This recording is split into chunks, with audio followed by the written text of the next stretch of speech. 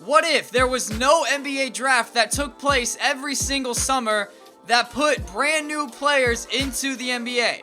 Well, obviously, since in 2K17 you can't just delete the NBA draft, what I decided to do was just fill a draft class with 40 overall players with 0 badges. So what happens on draft night? Well, the Celtics trade Jay Crowder for the number 1 pick.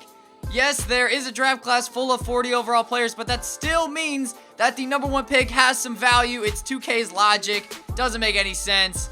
But Edwin Manning is your number 1 draft pick this year. Small forward from North Carolina Central, 6'9", 271 pounds, and he is a 40 overall. This is what the whole entire draft class looked like.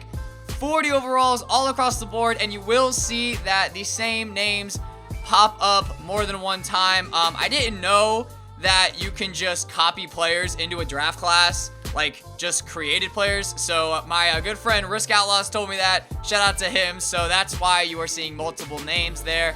And if you guys want to download this draft class, just go on draft class. By the way, this is only on PlayStation. This is not on Xbox, unless if someone can make this on Xbox. This is how you do it. You go to load/download draft class. You search by online ID, and then you type in CSB_YT. I'm pretty sure it doesn't have to be in caps, but if you want it to be in caps, go right ahead. And it is named 40 overalls. Make sure to download it and show me your crazy seasons on Twitter. So this is what the season after the draft looked like. Jevin Todd wins the Rookie of the Year. This man averaged 0 points. Like, he averaged 0 stats. 0 stats, and he wins Rookie of the Year. 40 overall shooting guard.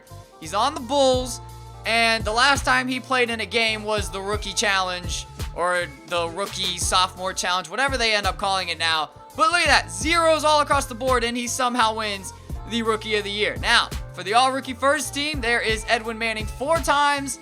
And just like Jevin Todd, there is once again 0 stats all across the board. Now, Edwin Manning is going to be a name that you do see a lot. He gets drafted a lot in this video, probably because there are a lot of him in the draft class. This Edwin Manning played 1 game, and then that Edwin Manning also played a game. So this dude averaged 2 points. This Edwin Manning averaged 2 points per game. That is just crazy. 2 points came against the Miami Heat. He scored 6 points against the Elites. But that 2 came against the Miami Heat. Probably got some garbage minutes. Wilson Harlan once again averaging 0s all across the board except for blocks. I saw that .3 right there. This is just, how is it even possible? So, while I was simulating, I stopped in the year 2035, and Brandon Ingram averaged 38.9 rebounds. 38.9 rebounds per game from a 6'9 small forward. Now, one thing I definitely was not expecting to have happen in this simulation was everyone's rebounding numbers went up. And to no surprise, in 2016, if you had a team full of rookies, full of all-stars, pretty much the Sixers, Timberwolves, and Warriors, you were good for a long period of time. But just take a look at Brandon Ingram's rebounding numbers. 77 rebounds in a game. Like, how? How is that even possible? Makes no sense at all. This simulation was beyond crazy. Brandon Ingram ends up being one of the top rebounders in NBA history. From a 6'9 small forward, ends up being one of the top rebounders in NBA history. Edwin Manning was the most improved player, averaging 10 points. Like, look at Edwin Manning go, man. This is what I'm talking about. So then when the simulation gets all done, I stopped simulating in the year 2035. That is when all the current day players were out of the league. So everyone in the league is a 40 overall. This Bo Carter dude averaged 19 rebounds. Yes, he is a 7-foot center, so it makes sense that he's going to average 19 rebounds when everyone else isn't good and missing shots all the time. He goes from averaging 23.2 rebounds to 19.1 rebounds. Still freaking insane. Leonard Phillips wins the Rookie of the Year. You guys don't know these players. I don't know these players. These are some pretty trash players.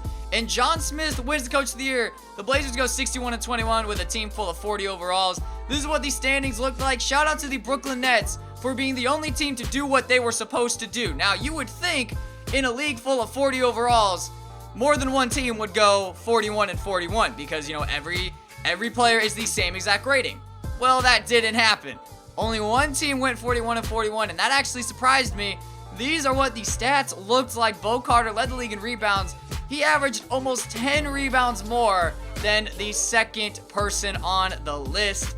These stats are kind of trash, to be honest. Like, I'm pretty sure the leading scorer averaged like 14 points per game. And then the leading field goal percentage person had basically 42% shooting from the field. So I did control the Pacers during this, but I had the computer auto do everything, auto sign free agents, all that stuff. And the Lakers actually end up winning the championship in 2035 as Edwin Manning wins the rookie, not the rookie, the finals MVP. But this is just to show you everyone was a 40 overall.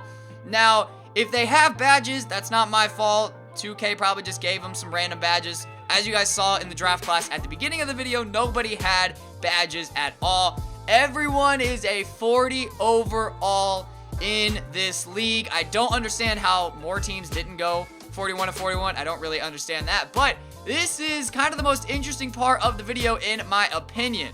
We are in the year 2035. These are what the NBA records look like. Kevin Durant broke LeBron's record, and LeBron broke Kareem's record first for most points ever in a career.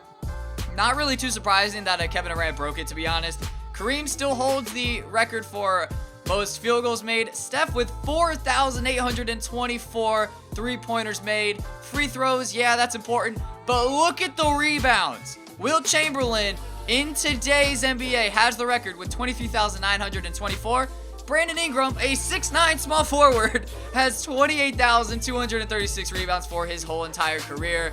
That's just insane to me. That really is. I did not expect the rebounding numbers to skyrocket the way that they did, and you will see Brandon Ingram's name a lot in these records. And now we go to the rebounds per game. Karl Anthony Towns 19.4. JP Barry, I have no clue who he is, averaged 19.7 rebounds. But this is where things get fun. When we go to a season, Brandon Ingram had 3,638 rebounds in a whole entire season. And so many players had more rebounds than I believe Wilt Chamberlain had the record. Like, so many more players did great that he's not even in the top 10. Brandon Ingram averaged 44.4 rebounds for a whole entire season. How is that even possible? I do not understand at all how that is possible. Now, when we go to the total game, well, the just game stats, Karl Anthony Towns grabbed 96 rebounds in a game. 96 rebounds in a game. 2K is insane. I do not understand anything about this game. And then the playoff stats, 76 rebounding from Georgios Papagiannis. So this is what the league history was looking like. The past champions, the Warriors, went off as you would expect. They won, what, 6 out of the 8 championships? 6 out of 8. And then the Lakers are currently on a 3-peat. And then when we go to the rebounds per game, you'll notice that when I first started it in the 2016 season, Whiteside averaged 17.4 rebounds per game. But then Nikola Jokic decides in the 2033-34 season to average 49.7 rebounds per game, which is just out of this world. So 2K, you gave me some crazy stats, some crazy numbers in this simulation. If you guys want to try this for yourself, just send me screenshots on Twitter or make your own videos and then just link them to me on Twitter. By the way, my Twitter is @CSB_YT. Thank you guys so much for watching. Please make sure to leave a like on the video and subscribe if you guys did enjoy. Let me know down in the comment section how you liked it, what type of videos you want to see from me. I am open to everything and anything. Thank you guys so much for watching, and I will see you guys all next time.